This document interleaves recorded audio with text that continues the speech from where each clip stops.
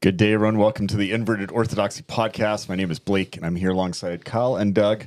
We are pastors at Living Springs Church, and we love bringing you this podcast, which is simply your questions and our answers. And we try hard to lead you to some thinking and to some thoughts as you bring questions on various things, but usually around our faith. Mm-hmm. And just as an update, I heard that, Doug, you have not watched Frozen yet. So just letting our listening and viewing audience know, week one, no progress. Frozen count has begun.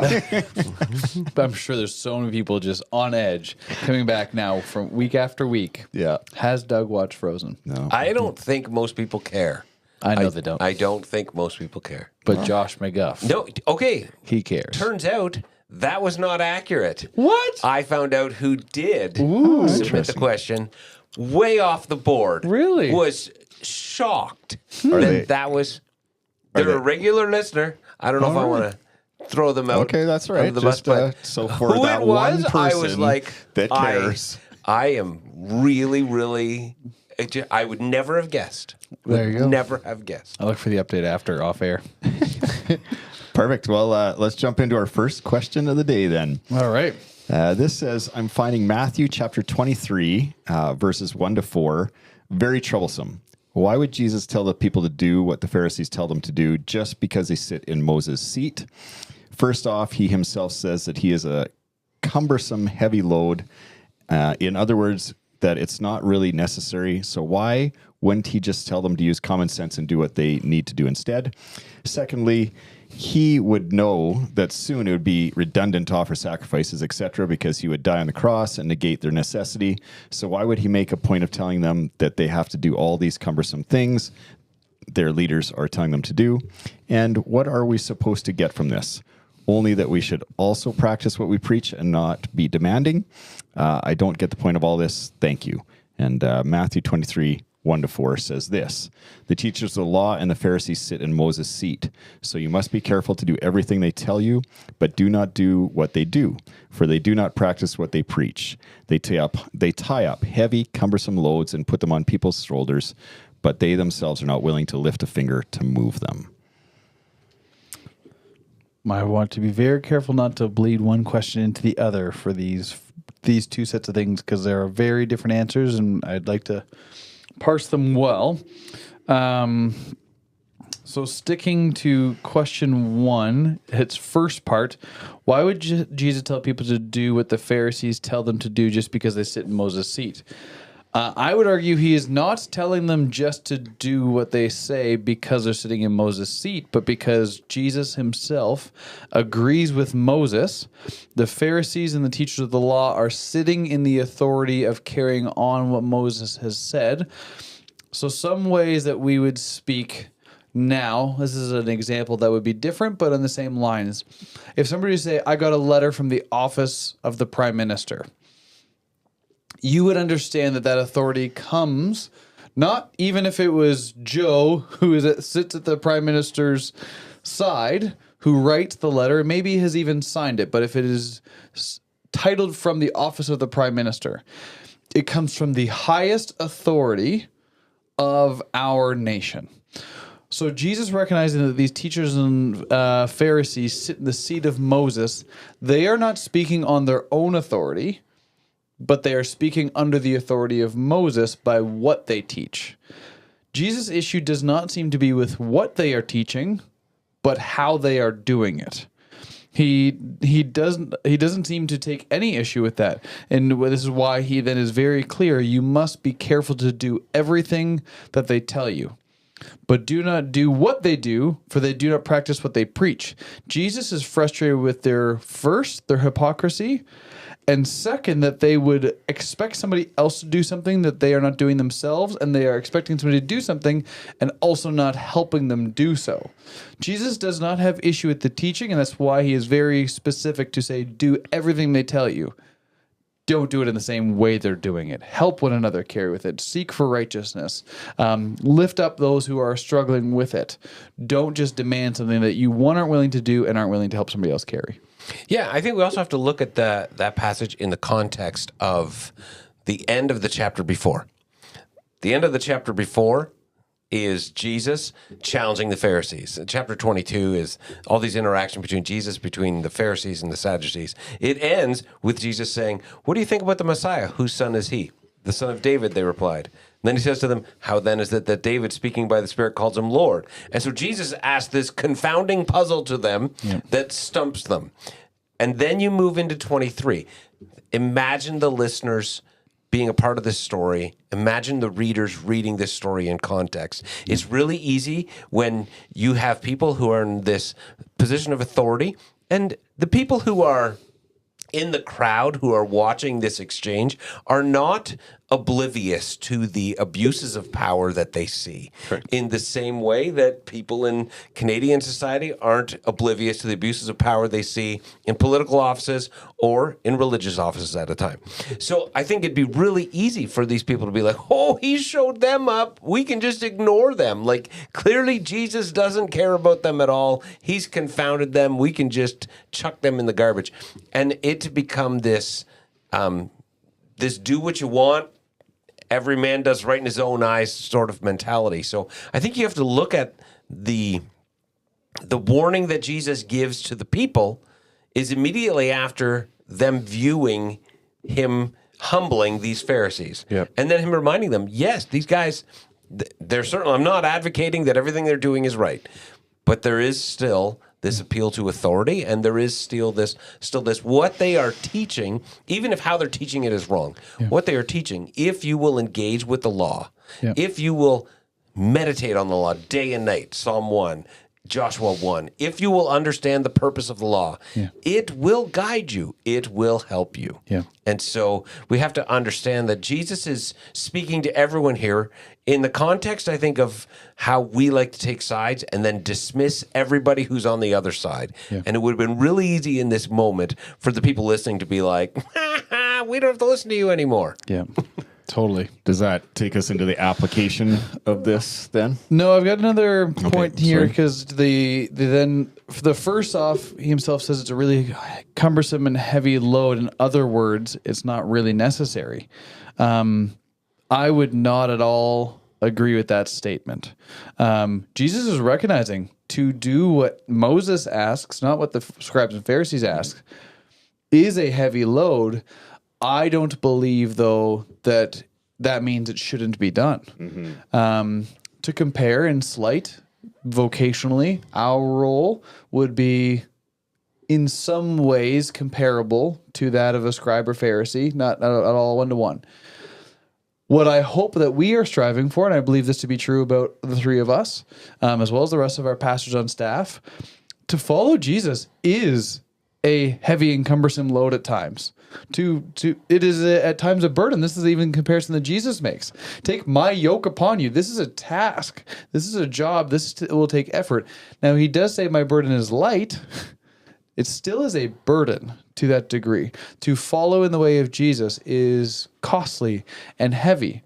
The issue, again, to pair it back to what Jesus warns about the Pharisees and the scribes, they are doing it in a way that I'm pushing you down while you're trying to do the thing I'm prescribing to you, versus inviting you into, like Jesus does, invite you into put my yoke on alongside of you, lightening the job that you are being given and inviting you into it for a purpose. I think there are many times that we see something to be hard and difficult and then assume it not to be worth it. That is not what Jesus says.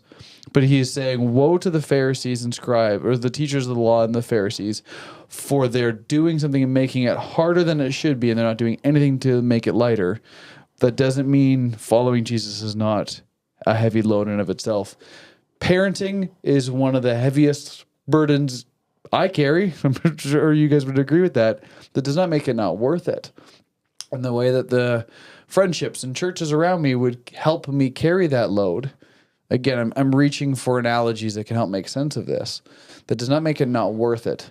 But man, there's ways that I feel that load gets burdened and heavier when you see comparisons online of every parent should be doing this. You go speak this way. You got to get these things done. If you don't have your kids in this thing, that becomes very heavy very quickly.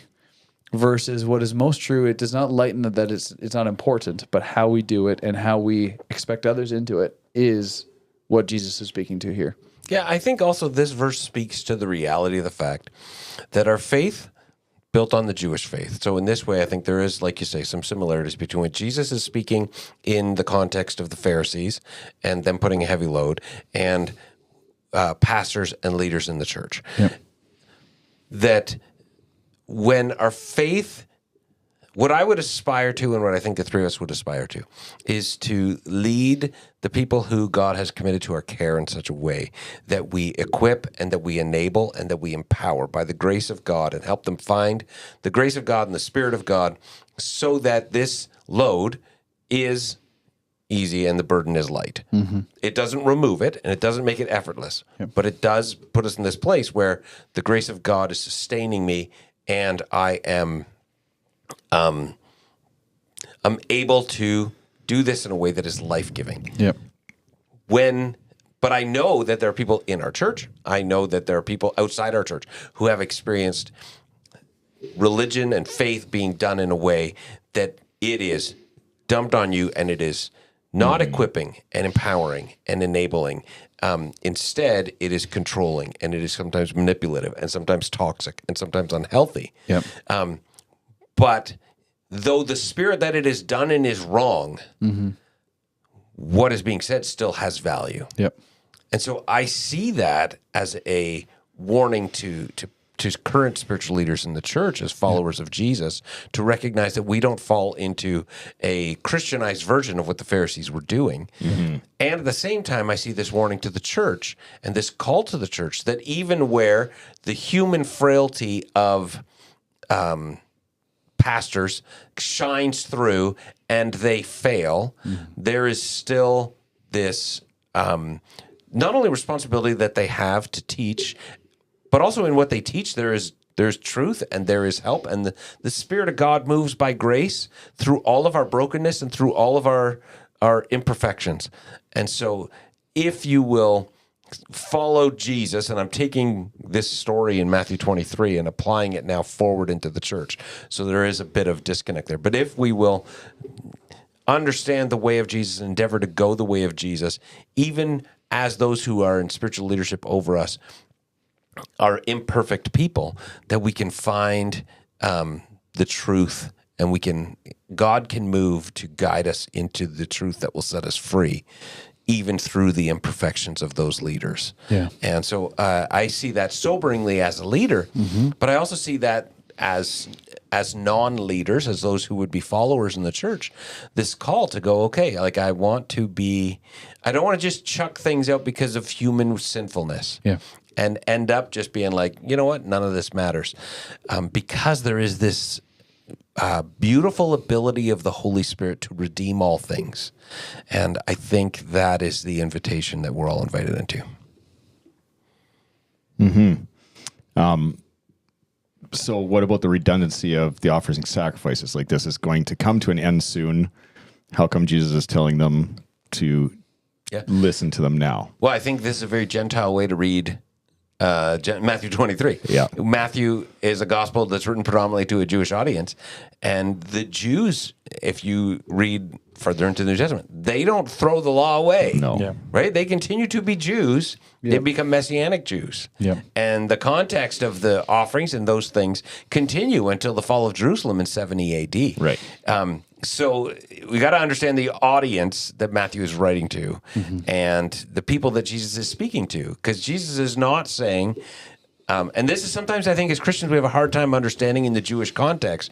Jesus is a Jewish rabbi speaking to Jewish people. Yeah. He's not being like, hey guys, let's chug out all our Jewishness and start over. But he's calling for reform and renewal in the context of what they already knew. So he's not advocating for, hey guys, don't worry about it. You don't need to do any sacrifices anymore. Now, when you get into the book of Hebrews, you have this unpacking, and God's going to lead them through that. And ultimately, after the fall of Jerusalem in 7 AD, all the sacrifices stop. And now even the Jewish people have reinterpreted and rethought through all of that because there's not a resurrection of the sacrificial system, but instead they are rethinking this and reforming their ideas of how do we take this into the new context. And you see that hundreds of years earlier during the Second Temple period, where there's this rethinking of how do we practice our faith through the changes that our world has brought in. But at the same time, there is still this clinging to, for the Jewish people, their identity as Jewish people. That as Gentiles, we're grafted in, and we're grateful for that, and we don't have that same obligation to the law. That's the Jerusalem Council in Acts 15 or 17. I can't remember which one it is, and that Paul talks about in the book of Galatians. But for the Jewish audience that Matthew's writing to, and for the original listeners who would have all been Jews, that would not have been what Jesus is saying. Correct. Only a few more months or a year. Well, this would be close to, this might even be during the Passion Week.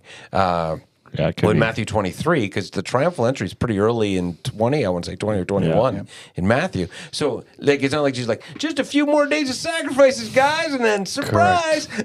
That's not how Jesus is picturing or how Matthew is wanting to present Christ. Yeah. I'd also argue, too, quickly, this is where the tie of these two questions comes in. Wouldn't you just tell them to use common sense and do what they need to do instead? Well, what they need to do is wrapped up in the law of Moses. It is not just sacrificial system at all. There is so much that Moses' authority and seat would be speaking of on how they take care of the poor, by how they do agricultural practices of not taking the edges of the field, and all of these things are baked into it. The work of Christian theology then for now millennia has been what was unique for the Jewish people to continue to do, including the sacrificial system up to 70 AD. What were the cultural markers for Jewish people to follow within the law that were unique to them? What were the cultural things around the time, and what are the universal principles that come forward from that? Is mixed material clothing, was that a unique thing just for that day, for the Jewish people, or for all of time? To pick one unique thing out of that. All of that is encompassed in the law of Moses to some degree. And so we have to then figure that out. And so what we need to do instead is all a part of that, not just the sacrificial system. And so again, when Jesus is commanding them to follow these things, their very way of being, there wasn't the secular view that we have of my spiritual expression and the rest of me. And that's why Moses' law has practices like how I will take care of my farm, how often I will rotate crops, how I will care for my animals, mixed in alongside language of how I will offer a sacrifice to my God. The whole of our life is to be encompassed, and so to do what we ought and follow the way of Jesus is preceded by the law of Moses. Jesus then pulls out the parts unique for all of his kingdom to expand past the Jewish people that we see there. But even then, we can learn a lot and should learn a lot from the whole of the Jewish law, understanding how we are to be like Jesus today, because Jesus went to those scriptures for how he would model and call us to. Which is why Psalm 1 and Joshua 1 again. Yeah. The goal is not just follow the law. And that's part of, I think, the problem with the Pharisees is, and with a lot of Christian leaders today, is not to teach people to meditate on and love the law and think about it and wrestle with it and invite them into the process of discerning what is the heart of God revealed through this. Instead, just tell them what to do and tell them what to think.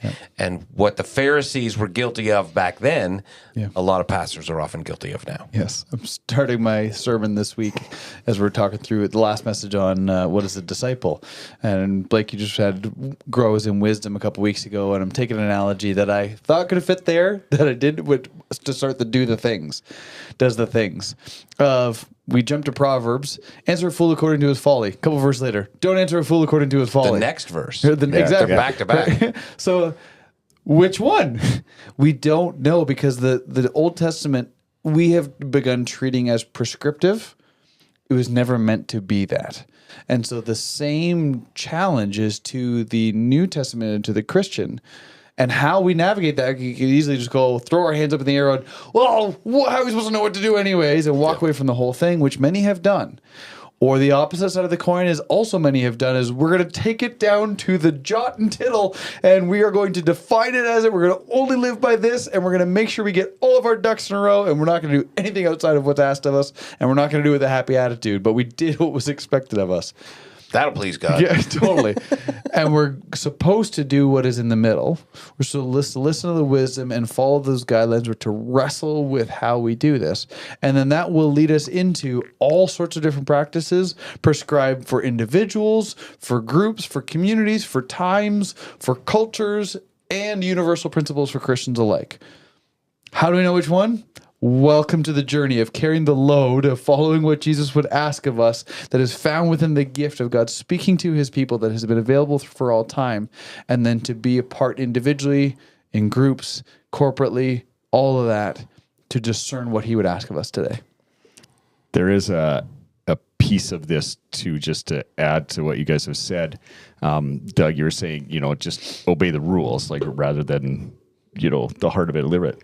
But we've talked about this on podcast before. There's intent there, even good intent in the sense that they're trying to usher in the new kingdom at that point at whatever it is. So it's like, if you guys would just get this right, and we still have that today, right? If you guys just get this right, then we can fix all this stuff, right? Totally. And I was thinking of Moses' judgment seat, and I don't necessarily think that this is exactly what Jesus is talking about here, but there's also the judgment of the people coming to those religious leaders to fix problems. Like that was the original Moses seat, right? That they are coming and asking, fix this relational problem between me and my brother, or how do you judge between this and that, right? So when Jesus is saying, listen to these leaders, he's still asking for this, authority, right? Yep. So, yeah.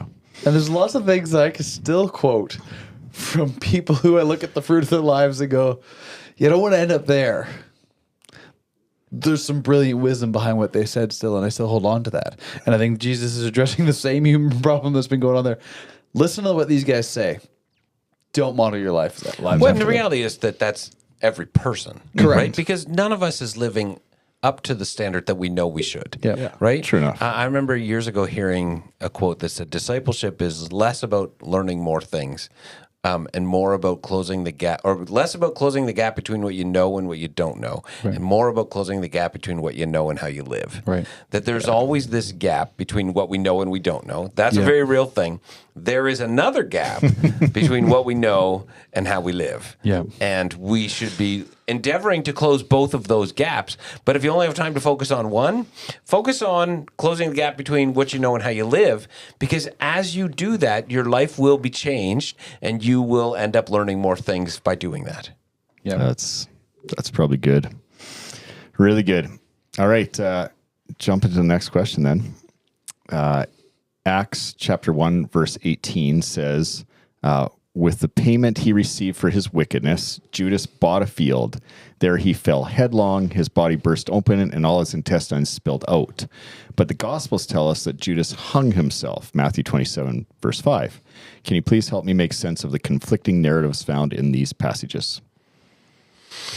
Yeah, I think that there has been a big effort to harmonize the Gospels in the last number of years, and I don't think that is a necessity. The stories tell the story differently, and which one is historically accurate and which one got some information wrong, I don't know. We can't. I don't think we can harmonize them. I remember hearing someone try to harmonize it once, and they're like, well, he hung himself, and then the rope snapped, and then he fell, and his intestines fell out. And I'm like, I don't feel like that is what they're trying to do. Yeah. But one of the things I heard a while back on a podcast that I so appreciated was, like, the early church, because there's also conflicting points between the Gospels. Mm-hmm. There are 4 Gospels, and sometimes there's conflicts in the stories. And one of the things I was listening to on this recently in the early church, and they said the early church didn't have a problem with these conflicts. They understood they were there. And if they wanted there to only be one story, they would have selected one gospel. Yeah. But they chose 4 gospels, understanding there were conflicts in them. And sometimes I think we can have this chronological pride that we are more advanced, we're smarter, we're more wise. We see things that those people 1,800 years ago, 1,700 years ago, when they were putting the Gospels in the Bible, they didn't catch these things because they were simpletons. And now we've got scholars who get this. No, they were brilliant people back then, like there are brilliant people today. And the brilliant people who decided they wanted to put these 4 Gospels and then the book of Acts as the start of the New Testament did so, going, some of the things conflict, and that's okay. Yeah. In my lifetime, I'm watching the trajectory of humanity. I feel like we're only getting stupider. That, if anything, people were smarter back then. I do. There is that I don't theory out disagree there. with that. I don't disagree. I remember. I don't remember the comic. Bloom. I think it's Bloom County. You're too young for Bloom County. You remember Bloom County? It was a comic strip. There was this bunch of characters, and they're sitting and they're talking, and the one guy's like, think about Bach and think about Beethoven, think about Einstein. Why don't we see people like that? Why don't we see genius like that anymore? And it goes on, and then the last scene is like, commercial's over, be quiet. Wonder why. With all that said, I just had to make that joke because you said people were smart back then. I was like, they might be smarter then. I think it's also genre. Like when Luke is being written, or Luke is writing Acts, he has an entirely different focus as he's beginning his account of the church. Yep. He does not want to spend a bunch of time on Judas and what happened there. So he writes the quickest account of things versus Matthew is trying to show the judgment that faces Judas for the guilt that he had by betraying Jesus. And so to give more detail of Judas threw the money back, but then and then he goes and kills himself, and the priest bought that field. There's more detail because there's more of a focus on that. Acts begins and Luke is trying to get up. There's this incredible thing happening, not just amongst Jesus, as you heard in my last book. Jesus' life changed people. And though there's some kind of closing details on the last book I wrote, I want to get into what good begins there. And so he throws off quickly a different amount of detail. I don't think there's necessarily anything wrong with seeing the connection as to he hung himself, somebody hanging themselves, sitting there, nobody wants to touch the cursed body. Eventually that rots, decays, and he falls over the field headlong, and the intestines fall out. That's a very natural thing, especially in an arid climate like it would have been then. Especially that time of year, you're heading into dry season. That's going to happen probably pretty quick. I don't think we need to extrapolate all that for it to be true, but even just one having more detail that doesn't have to conflict with the other. It's the beginning of the story and why. If the Pharisees bought that field later with the money Judas threw back, cut out the middle part of the detail and say, Judas' money bought that field. There's also property intricacies, and I don't know Greek enough to have gone in, and maybe that is the connection. One translation of the verse, Judas' money bought that field, versus Judas bought that field with his money, might be a distinction we're making in our translation that isn't actually there in the Greek itself. All sorts of different ways that this could be handled. With all that said, as Doug said, I don't think trying to settle this is a necessary part for us to have faith in what the Gospels account for later. I think we have to recognize there's points in Scripture that the authors are telling story that they don't know the facts to, and that's okay. Yeah. Like there are times in the Old Testament in the Hebrew Bible where you see the author recount stories between foreign kings. Yep. How did they know that that's what the king said? There was no news report that went out that told them that. They're telling the story from their perspective. Yep. And that's okay. We trust. I think that this is where we have to come to this place, if we're going to be followers of Jesus, who are serious about our faith, of recognizing it takes faith. Yeah. And we got to trust the ability of the Holy Spirit to guide the preservation of what needed to be recorded in Scripture through time, even before it was written down, right? Through the oral traditions and the refining of those stories, and if we want to take Scripture seriously as this beautiful collection of stories pointing us to Jesus, then we need to understand and have a faith that somehow in all of this, in all of the humanity of the stories, that the Spirit of God is somehow at work. Yeah, totally. All right, next question. I would like to know your thoughts on the Shroud of Turin. Do you believe it could be evidence of Christ's death and resurrection? Why or why not? There is a video there that goes along with it that we can put in the show notes. To a or whatever. Spotify podcast that is very long. Is it? It is I very didn't long. look it up. No, but- that's not even the long one. That's only an hour and a half. I'd watched one. This guy must be doing a podcast tour because he also did one that was like a 3.5 hour episode that I listened to on another podcast. All right. So, Do I think it could be evidence of Christ's death and resurrection? I will go back to what I said at the end of the last question, that we want our faith to not require any faith. We believe a faith that is built on extraordinary claims, that our Savior was born of a virgin, that he lived a sinless life, that he suffered under Pontius Pilate, that he died and that he rose again, that he ascended to heaven, and that he poured out the Spirit of God to take up residence in our hearts. We believe these outrageous claims. And then we're like, and here's evidence.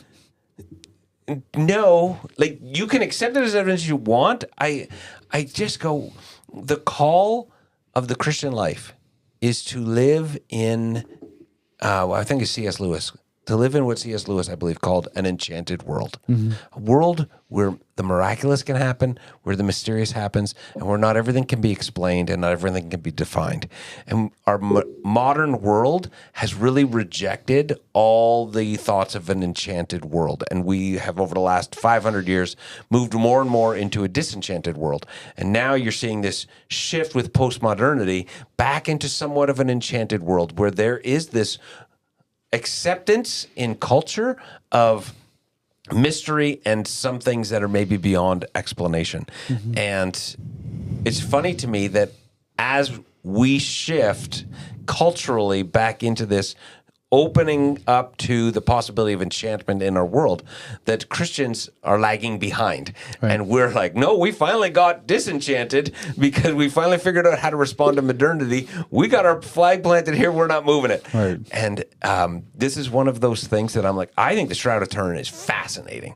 Yeah. I have read some books on it. I have watched videos on it. I haven't listened to this episode, but I just think it's fascinating.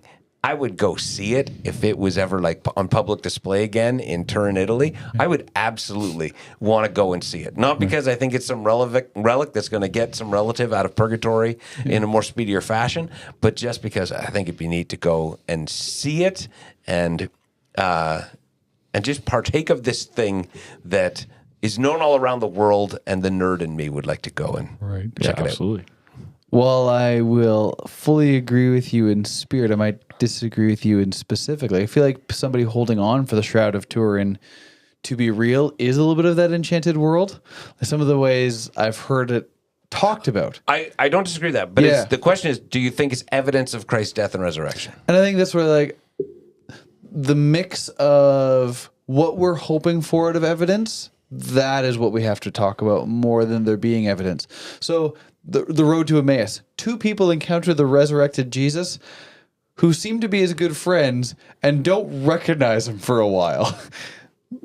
That we're even reaching for faith to then hold on, but now these people know it was Jesus because he said something and then he handed them bread and then they knew it was him. We're believing a witness account that says I met Jesus, of desperate grieving people, and we're holding on to an enchanted world enough to say, yeah, but because they said that, we will hold on to that as evidence for me to hold on and believe. And so if you're going like, there's going to be facts that can be undeniable, and that's what you're hoping for out of evidence. But the Shroud of Turin, I've heard the one guy in the other episode I listened to of him, like the reason why it's still holding on is because it was the wrappings that Jesus had while he was buried, and when he came to life, there was like a nuclear explosion level of power that came out of his face, and it burned it into the cloth, and now we hold on to this, and that's why it's still here for us, while no other cloth would ever be that preserved. That sounds pretty enchanted to me to hold on to that. And so we now then reach for these gifts of an enchanted world, still giving us proof that something took place. And so is it going to be as provable as 2 + 2 is 4? No, there's still like this element of faith. And so I don't think at all you would disagree with any of that, but there is still a level of enchantedness to even the evidence we reach for, to be able to reach back thousands of years to believe a story of a itinerant rabbi carpenter has saved the world from sin. There's still an enchantedness there that I look at the Shroud of Turin and think there's some brilliant people who have spoken about it, who hold it to be true. I go, that would be really neat. Yes. It's a really cool thing to hold on to. I might be in the seat with you on my way to Turin to go see it. And if it was proved to be an entire forgery, does that at all impact my faith being held together? By no means. And so it's this enchantedness of what if and maybe. Wouldn't it be great if? Yes, that's Right? the beauty of it. There's Yeah. people who are completely, it is absolutely a forgery. Yeah. And there are people who are completely 100% is legit. And this is where, when you get into the enchantedness, Yeah. when Christ was resurrected, there was a nuclear explosion, blah, blah. Because we can explain how resurrection happens in scientific terms. Totally. No, we can't. And that's my problem with it, is like, I think it's amazing. I think it's really neat. And I can just leave it there. Totally. like, there's other All ones. right, so trip to Turin? Yeah. Blake, you in? I'm in totally. All right, cool. I would love to see it. My thought on the Shroud of Turin, I haven't spent too much time, but I believe it's probably at least believable in looking at it and seeing like proportions. Yeah. I've been to the Basilica in Mexico City, and they have a shirt. I don't know. I forget the phrase. There's a name for it, because one of their guys in Mexico City 500 years ago encountered Mary, the mother of Mary, of Jesus. And there's actually like the main basilica, and then there's like a little chapel built where he saw Mary. And there's all these roses that grow there that they only grow in that spot in Mexico City. So that's like proof that that's where it happened. But she was imprinted on his robe that he's wearing, Right. which is hanging in the basilica. And the tour I took tells all this story. They have paintings of it happening. It's really cool. And then you go on this tour through the basilica, and you actually get on you can't stand there because there's so many people going through basilica. So it's like the airport, those moving Conveyors, treads. yeah. So you get on the tread and you slide past it. Yeah. And it is huge. Like, it is this massive robe that looks like it would fit like a 7-foot person. Like, it's just, it's enormous. And I remember thinking, I was Forgot to like, mention he was a Nephilim who encountered Mary. I was like, I also, at this exact moment, am looking at this robe hanging on the wall, shoulder to shoulder with all the Mexican people who are like less than my shoulder height. And I'm thinking, man, I don't know. Like, was that guy wearing that shirt like that? How did he, like, where was it tucked in? Like, it just, it seemed weird to me. The proportions weren't right. So I want to do a trip to Turin, and then I can have my opinion about the can Shroud of compare Turin. it? Yeah. Totally. I want to live in such a way that I am delighted in the what ifs. Yeah, Totally. I would be Yeah. exactly in the Right? same place as you. It's like, oh, cool. That would be wonderful. If it all falls apart, I still think Jesus is the greatest thing. absolutely. Where I should put my hope and faith. And I'm sure I believe there to be hope and evidence of his reality all over the place. And I want to have my eyes open enough and my heart soft enough to catch them when they are. But no one of them are going to be enough. I don't know if you guys have seen it, and I'm probably going down a rabbit trail. There's all sorts of these things that get shared. Of course, they're all on Facebook, because that's where everything really factual goes. Of things like down to the cellular level, there's like the shape of the cross to show us that Jesus is on real. cells Like, and stuff. Yeah. so Which is not accurate. that's a very simple shape that, of course, is replicated all over the world. Could that be God putting a signature on things? Maybe. Why not? Yeah. Does that prove to the atheists got him? Absolutely not. Is that where our faith should be? No. I want to live in a way that it's like I would be delighted on all these what ifs of Jesus' hand in our world. And I think that it's a beautiful thing to learn to live in that Yeah. what if, and to embrace it, because the quest for certainty, which we've talked about on this podcast so many times, is what removes all the enchantment from the world. Yeah. And for some people, that is, I'm going to find the faith, or I'm going to find the facts that prove my faith so there can be no doubt. Yeah. And for other people, I'm going to find the facts that disprove faith so that there can be no doubt. True. And the beautiful place to live is in this middle ground, which is this world of possibility. Yeah. And I think of where Christ says to enter into the kingdom of God, you got to become like a child. Yeah. There's so many layers to that, right? Yep. So many different aspects of that. But one of them is this beautiful world of what if and possibility that we, when we get older, oftentimes exchange for facts and certainty. Yep. What's the book that I know both of us have probably read it, but I can't cite it. The Second Naivety. I think that's When Everything's on Fire by Brian Zahn. Well, maybe I'm quoting it. I'm almost positive it is because I've read that book more times than you. Yeah, I've read it twice, maybe 3. Yeah. Have you read it that many? Yeah. Oh, I've read it at least 3. I know that. Yeah. But that's in When Everything's on Fire. Yeah, there you are. Cool. Cool. Well, that's probably enough time for us today. You can enjoy us again on Inverted Orthodoxy Podcast, and we encourage you to do that. But you can also send in your questions at invertedorthodoxy.com. Yeah, we love hearing it. Or if you got any AER from this episode, please let us know as well. And catch us and rate us and review us everywhere that you watch and listen to this podcast. We'll see you guys next week.